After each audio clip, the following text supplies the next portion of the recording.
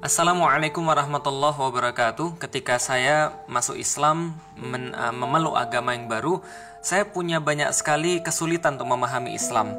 Namun akhirnya ketika saya mempelajari, lalu kemudian melihat referensi demi referensi yang saya dapatkan, Masya Allah, Islam itu sangat sempurna, paripurna, indah, istimewa.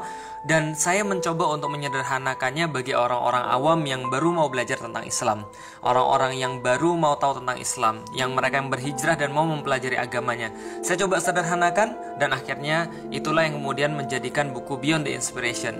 Saya buat dari hal yang sangat sederhana untuk menjelaskan kenapa, why, pertanyaan awal tadi, kenapa sih Islam bisa jaya di masa yang lalu dan sekarang Islam itu terpuruk, dan apa solusinya dan apa yang harus kita lakukan agar Islam kembali lagi berjaya. Dengan singkatnya, Islam akan berjaya bila pemikiran Islam sudah berada pada kaum muslimin. Itulah yang saya tulis dalam buku saya, Beyond the Inspiration. Bismillahirrahmanirrahim. Assalamualaikum warahmatullahi wabarakatuh.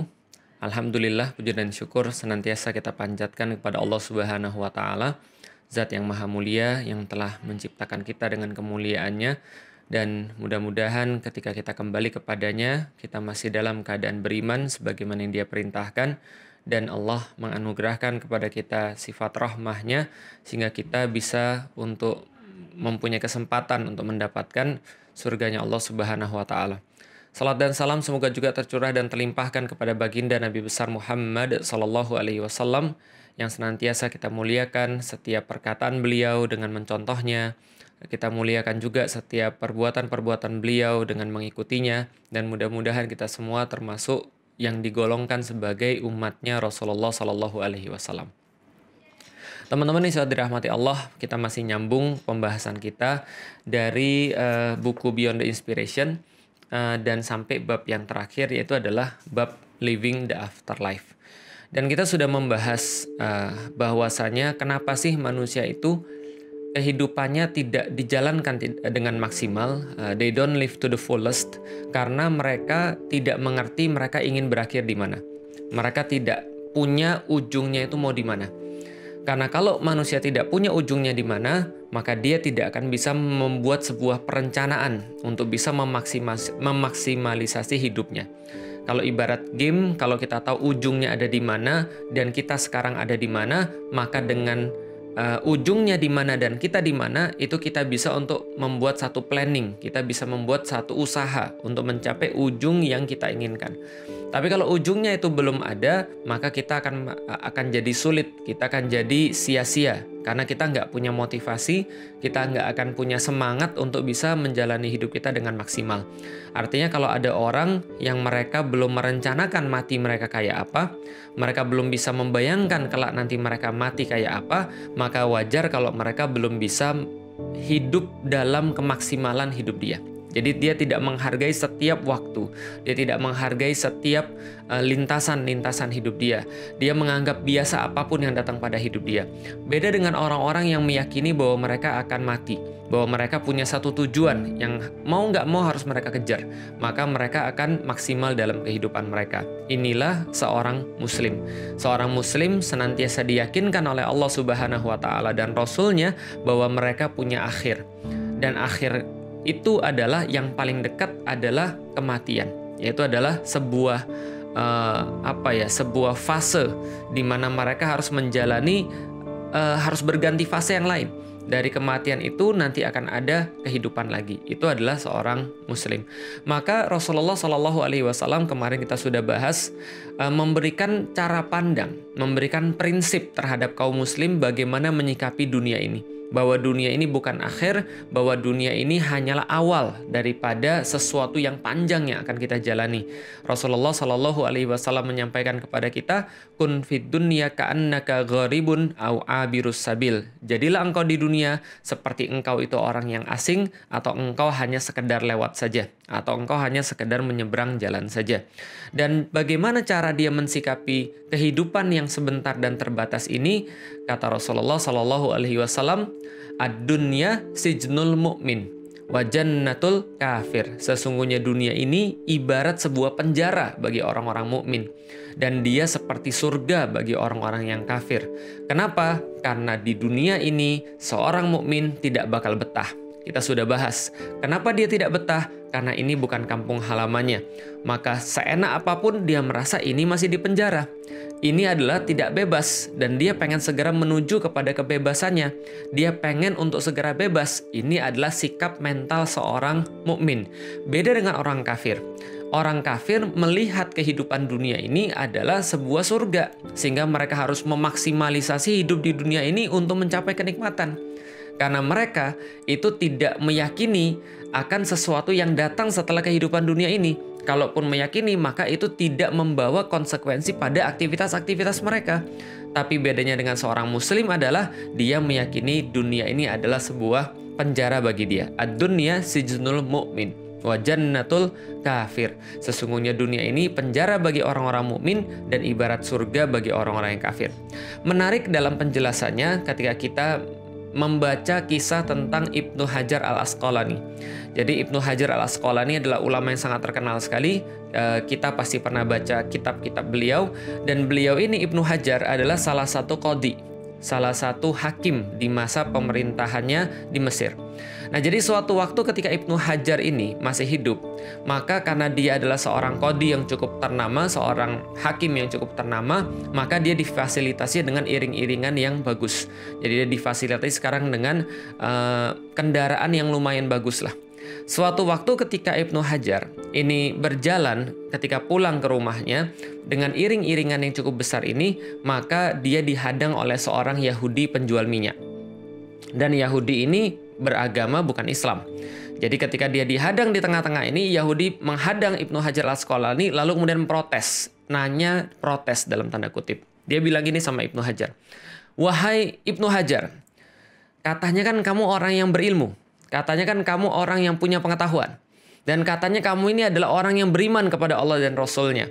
Karena kamu adalah seorang muslim. Aku mau protes." Apa kata Yahudi tadi? "Saya mendengar hadis Rasulullah Sallallahu Alaihi Wasallam." Jadi keren ya. Jadi orang Yahudi zaman dulu hafal hadis gitu ya. Nah, zaman sekarang orang Muslim dia bukan hafal hadis tapi ngikutin Yahudi.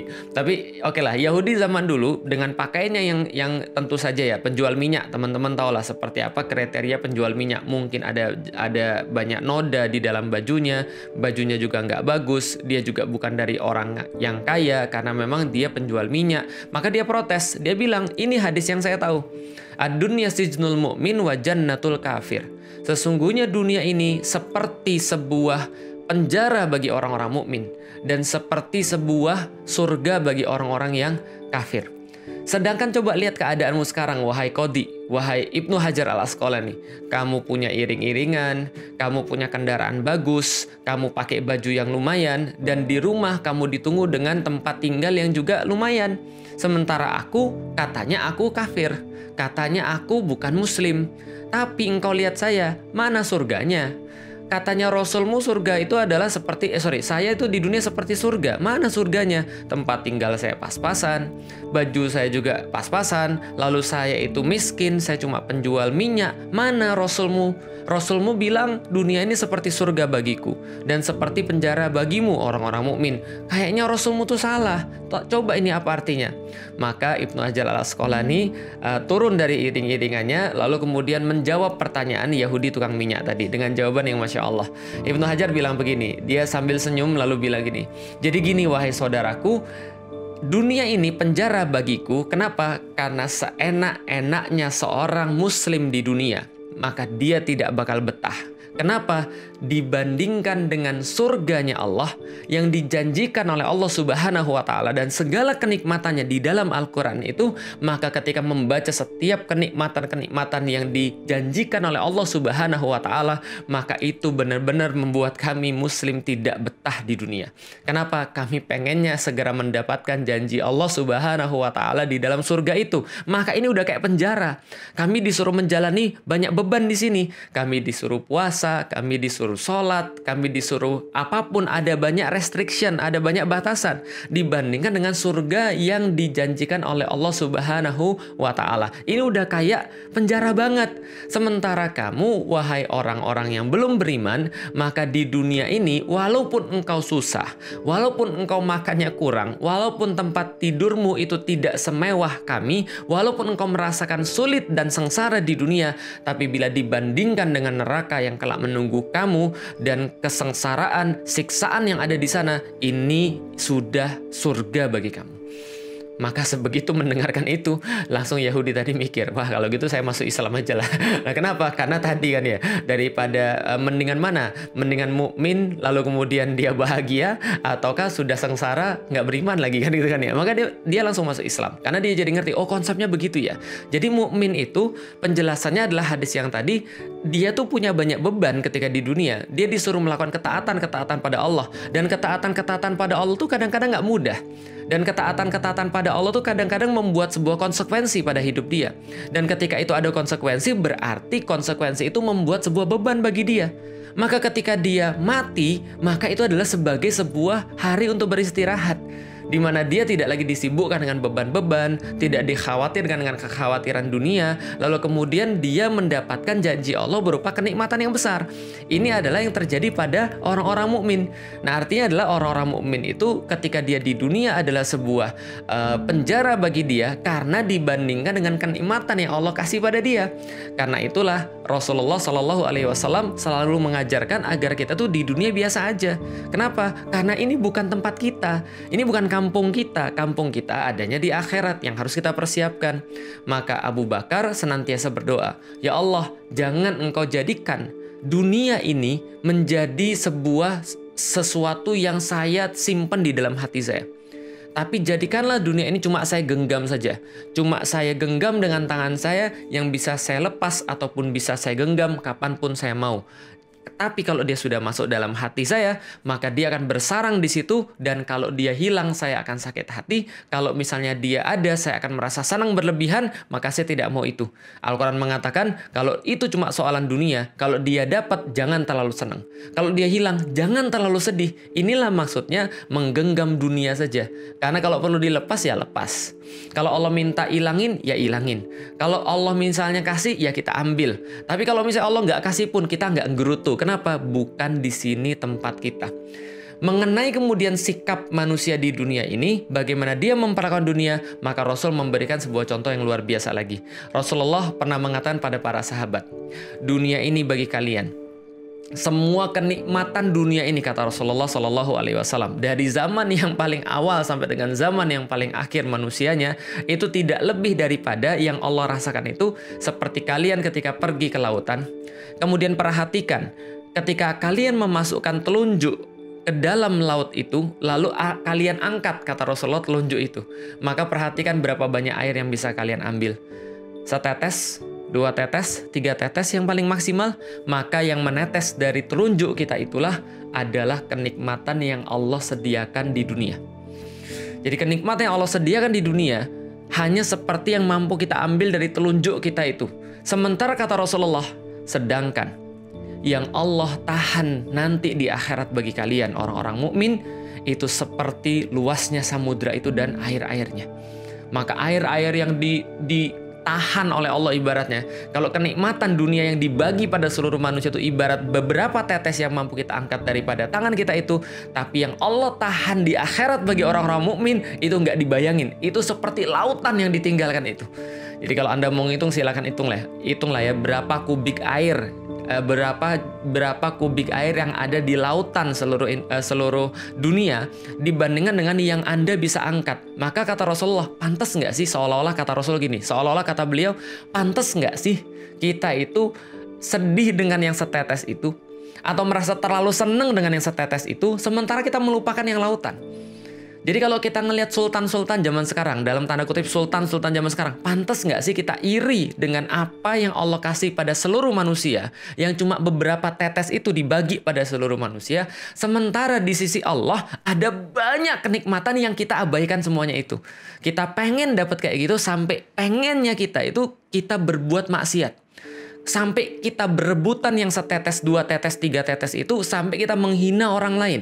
Sampai kita nggak peduli lagi dengan agama. Kerja keras, banting tulang, kepala jadi kaki, kaki jadi kepala. Senggol kiri, sikut kanan, jilat ke atas, injek ke bawah. Cuma untuk dapat seberapa tetes itu. Dan kita melupakan yang Allah sediakan itu. Pantes nggak sih? Seolah-olah kata Rasul begitu. Maka dunia itu bagi para sahabat itu seperti apa? Oh, seperti beberapa tetes yang mampu kita ambil. Dan mereka senantiasa mikir, kalau kita merasa senang dengan beberapa tetes itu saja, harusnya kita lebih merasa senang dengan yang Allah sediakan bagi orang-orang mukmin ketika di lautan itu tadi. Maka mereka nggak pernah lupa daratan. Tapi mereka tidak hanya tidak lupa daratan, tapi mereka tidak lupa lautan yang sudah Allah sediakan berupa perumpamaan kenikmatan bagi mereka yang Allah sediakan di surga kelak. Nanti ketika berjumpa dengan Allah Subhanahu wa Ta'ala. Maka wajar saja suatu waktu ketika perang Uhud, itu ada seorang sahabat namanya Hanzalah. Hanzalah ini diceritakan sahabat yang yang tidak terlalu tampan wajahnya dibandingkan dengan sahabat-sahabat yang lain, apalagi seperti Mus'ab bin Umair gitu ya. Nah, maka kemudian Hanzalah ini walaupun dia tidak terlalu tampan, akhirnya dia nikah juga. Nah, ternyata ketika dia lagi malam-malam pengantin itu ada seruan jihad. Ada seruan jihad perang Uhud. Maka dia langsung bergegas, langsung kemudian pergi untuk ke jihad, ke perang Uhud. Kemudian disitulah dia menemui ajalnya. Di situ dia menemui ajalnya, dia meninggal dalam keadaan syahid tentu saja. Ketika dia meninggal dalam keadaan syahid, Rasulullah Shallallahu Alaihi Wasallam yang meninjau kemudian korban-korban pada saat perang Uhud pada saat itu, kemudian dia bilang pada para sahabat, tahu nggak? Saya tuh ngeliat Hanzalah itu mayatnya dimandikan malaikat. Coba kalian tanya sama keluarganya, kenapa Hanzalah tuh bisa dimandiin malaikat? Ya Rasul udah tahu gitu maksudnya. Cuman para sahabat, dimandikan malaikat? Ya Rasulullah, bukankah orang yang jihad itu tidak perlu lagi dimandikan? Rasulullah bilang iya, makanya coba kalian tanya sama keluarganya, kenapa dia bisa dimandikan oleh malaikat? Maka para sahabat nanya pada keluarganya, nanya pada istrinya. Istrinya jawab, iya gini loh ceritanya. Abang Hanzalah itu, dia itu ketika lagi ada panggilan jihad, dia tuh lagi dalam keadaan junub. Paham gak sih? Ini bagi 17 plus aja ya. Ini bagi teman-teman sudah dewasa aja. Dia tuh lagi dalam keadaan junub. Jadi ceritanya Hanzalah itu lagi malam pengantin. Lalu kemudian mendengarkan panggilan jihad. Ketika mendengarkan panggilan jihad, dia langsung pergi. Lah, saya bayangin Hanzalah tuh mikirnya begini. Ya Allah ya Rob, andaikan dunia dan kenikmatan itu seperti setetes, 2 tetes, 3 tetes air yang diambil sementara Allah tahan itu selautan itu, maka dia mikir gini, ya Robbi, ini aja malam pengantin yang baru setetes aja sudah kayak gini, apalagi Allah sediakan yang selautan. Maka dia langsung nggak sabar untuk mendapatkan yang selautan itu tadi. Maka dia langsung buru-buru, nggak sempat mandi wajib. Ketika nggak sempat mandi wajib, langsung pergi jihad, karena yang kebayang adalah lautan yang Allah sediakan bagi dia itu. Sementara yang baru dia cicipin yang setetes, 2 tetes, 3 tetes itu dilupakan semua sama dia. Maka langsung dia pergi berjihad, syahid di situ. Karena itulah dia dimandikan malaikat. Oh, para sahabat akhirnya tahu. Karena dia nggak sabar dengan yang selautan itu. Ini adalah mentalnya kaum muslimin. Jadi artinya mentalnya kaum muslimin, dia tidak memandang rendah dunia. Walatansa nasibaka minat dunia. Dia tahu memang betul kita itu adalah diciptakan oleh Allah untuk darul akhirah, untuk negeri akhirat. Tapi dia tahu juga dia tidak boleh melupakan dunia. Tapi ketika dia mendapatkan kenikmatan dunia, dia selalu relate. Ya Allah ya Rob, makan mie paling enak tuh ternyata kayak gini ya. Kalau gitu bagaimana dengan hidangan-hidangan di surganya Allah? Oh ternyata kenikmatan punya anak tuh kayak gini ya. Bagaimana ketika nanti di surganya Allah? Kenikmatan punya istri tuh kayak gini ya. Bagaimana kenikmatan di surganya Allah? Makanya jomblo tuh segera menikah. Kenapa? Saya khawatir kalau Anda jomblo-jomblo itu tidak menikah, nanti Anda masuk surga, itu bidadari nggak ada yang mau sama Anda. Loh kenapa gitu? Bidadarinya ngomong, dia di dunia aja nggak lulus, apalagi di surga. Di dunia aja dia nggak laku, apalagi di surga. Nggak. Guyon ya. Sorry. Ini cuma menampakkan guyon aja. Nggak cerita nggak gitu ya. Nanti di surga semuanya akan dipasangkan, itu kan insya Allah. Nah, balik lagi pada pembahasan kita tentang akhirat ini. Akhirnya orang-orang Muslim tuh memandang akhirat tuh ya luar biasa. Orang-orang muslim tuh memandang akhirat itu adalah sesuatu yang istimewa, yang senantiasa pandangan mereka terpaku pada itu semua. Ad-dunya sijnul mu'min wa jannatul kafir. Sesungguhnya dunia itu adalah surga bagi orang-orang kafir dan penjara bagi orang-orang yang mukmin. Dan sesungguhnya orang-orang mukmin memandang dunia dan kenikmatannya, dia akan melecehkan semuanya itu. Kenapa? Cuma setetes dua tetes. Yang kamu perebutkan itu ya, yang mobil-mobil yang kamu inginkan, ataupun rumah-rumah besar yang kamu irikan itu, ataupun segala macam kenikmatan yang kita pengenkan itu, yang sampai kita craving untuk itu, Allah sediakan selautan, sementara Anda cuma berebut dengan beberapa tetes dengan itu. Ini adalah cara pandang seorang mukmin ketika melihat kenikmatan dunia, sehingga dia tidak mudah silau dengan dunia. Dia tidak mudah gumun dengan dunia. Kenapa? Karena dia tahu dia punya tujuan. Tujuan dia adalah keridhaan Allah Subhanahu wa Ta'ala ketika dia berjumpa dengan Allah Subhanahu wa Ta'ala. Bukan berarti dia nggak mau yang setetes dua tetes. Kadang-kadang saya tanya tuh sama orang, nah kalau gitu pilih mana, yang setetes atau yang selautan? Yang lain bilang selautan. Ya kalau saya pilih dua-duanya. Yang setetes saya juga mau, yang selautan saya juga mau. Nah bisa nggak? Bisa banget di dalam Islam. Karena itulah Islam menyediakan sebuah cara bagaimana doa kita gitu loh, maksudnya Rabbana atina fid dunya hasanah wa fil akhirati hasanah wa qina adzabannar. Ya Allah, saya pengen sebagian kecil daripada yang Engkau sediakan kenikmatan di dunia, jangan sampai luput semua ya Allah. Saya pengen segala macam ketenangan, kebahagiaan, kesenangan di dunia, tapi yang paling saya pengen tuh adalah akhirat, gitu kan ya. Yang paling saya pengen tuh adalah kenikmatan akhirat itu, yang selautan itu jangan sampai lepas. Jadi pikiran kaum muslimin adalah, kalau dikasih di dunia, alhamdulillah ya Allah. Kalau enggak, jangan sampai lepas yang di akhirat. Walal akhiratu khairul laka minal ula. Walal akhiratu khairu wa abqa. Sesungguhnya dunia itu lebih berarti daripada di akhir. Sesungguhnya yang akhir itu lebih berarti daripada yang awal. Dunia itu tidak lebih berarti daripada yang akhir, yaitu akhirat. Akhirat itu lebih penting daripada dunia. Sesungguhnya akhirat itu lebih penting daripada sisanya, yaitu adalah dunia ini. Artinya ini prinsip yang senantiasa ditanamkan kepada orang-orang mukmin tentang dunia. Ini bukan tempat kita. Kalau Anda ngelihat orang-orang di dunia itu berlomba-lomba untuk mendapatkan 1, 2, 3 tetes, boleh nggak Anda mendapatkan itu? Boleh. Dan apalagi itu digunakan untuk dakwah, boleh banget. Tapi jangan sampai kalau Anda kalah perlombaan di dunia ini, jangan sampai Anda kalah perlombaan di akhirat. Itu maksudnya. Karena perlombaan di akhirat itulah yang kelak nanti akan memberikan kita kenikmatan yang lebih panjang dan kenikmatan yang lebih abadi. Artinya, kalau selama ini Anda cuma mikir tentang 1, 2, 3 tetes, dan itu pun berjibaku untuk 1, 2, dan 3 tetes itu, maka seperti apa yang Anda lakukan untuk supaya Anda bisa bisa berenang-renang di lautan, bisa untuk main-main air di lautan, bisa untuk happy, bisa untuk swimming di lautan. Nah, harusnya tentunya itu harus lebih tinggi lagi, harus lebih besar lagi, karena kenikmatan yang Allah sediakan di situ lebih besar dan lebih baik, insya Allah.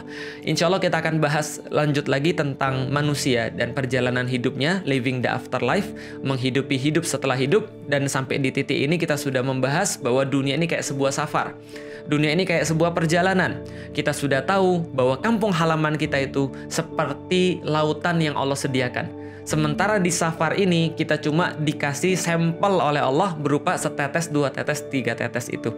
Dan kita punya masa perantauan, dan kita tahu perantauan ini nggak nyaman karena seperti di penjara kalau dia seorang mukmin, dan dia tahu pasti akan berpisah, maka dia seorang mukmin tidak akan takut dengan kematian. Karena kematian itu ibarat penghubung antara dia dengan kampung halamannya. Ibarat yuk kita suruh mudik gitu, misalnya kita mudik, ayo mudik. Nah, itu adalah kemudian kematian bagi mereka. Lalu kenapa orang-orang yang tidak mukmin justru menakuti kematian? Karena bagi mereka kematian adalah pemutus antara mereka dengan kenikmatan yang mereka cari, yaitu adalah dunia. Insya Allah di pertemuan yang ke depan kita akan bahas berapa lama sih kita sebenarnya merantau di dunia ini, dan berapa lama sebenarnya kita ada di dalam masa safar itu. Insya Allah kita akan lanjutkan dalam perjumpaan yang lain. Mudah-mudahan bermanfaat teman-teman sekalian. Assalamualaikum warahmatullahi wabarakatuh.